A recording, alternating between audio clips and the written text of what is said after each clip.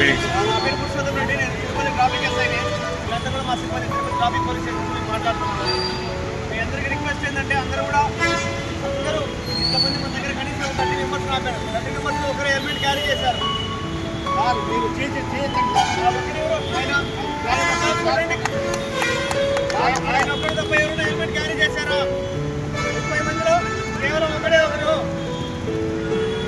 కేవలం 3% 100 మందిలో. సో అది మన తిరుపతి పరిస్థితి. మేము ఫైన్ వేయచ్చు, వాళ్ళందరూ అభిప్రాయం ఫైన్ వేయచ్చు. హెల్మెట్ హెల్మెట్ ఫైన్ కానీ ఫైన్ వేయడానికంటే ముందు అవేర్నెస్ కాన్సెప్ట్ ఇక్కడ ఆర్గనైజేషన్ అవేర్నెస్ జరిపిస్తాం. ఆర్డర్ సీఎం గారు ఏం చెప్పారు? ఫైన్ వేయడం కాదు, ఫైన్ వేయడానికంటే ముందు ఒకసారి అవేర్నెస్ కల్పించడం అందరూ పబ్లిక్, తర్వాత ఫైన్ వేయమని చెప్పారు. సో ఫైన్ వేయడం అంత పని కాదు.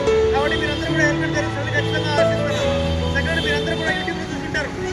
హెల్మెట్ పెట్టుకున్నప్పుడు ఏదైనా వెహికల్ ఎక్కినప్పుడు ఈ వెహికల్ టైర్ దిగిపోయిన ఎక్కినప్పుడు టైర్ దిగిపోయిన ఎక్కలేదు స్కిట్ అవుతుంది. స్కిట్ అవ్వడం వల్ల మన హెడ్ అనేది ఆటోమేటిక్గా సేఫ్గా బయటపడుతుంది. హెల్మెట్ లేకుండా టైర్ కింద మన సందర్భాలు కూడా ఉన్నాయి, రెండు చూసుకుంటారు. సో కాబట్టి అందరూ కూడా హెల్మెట్ ధరిస్తారని ఖచ్చితంగా ఆశిస్తున్నాను. నేను మీతో పాటు మీ కుటుంబ సభ్యులు కూడా అందరూ కూడా సేఫ్గా ఉండాలంటే ప్రతి ఒక్కరు హెల్మెట్ ధరించాలి. మళ్ళీ ఆపి హెల్మెట్ పైన అవసరం లేదు. బండిలో బదులు చేసిన ఫోటో తీసుకుని నెంబర్ ఎవరు కనిపిస్తారు మాకు ఆటోమేటిక్గా ఆన్లైన్ పని మీకు వచ్చేస్తుంది.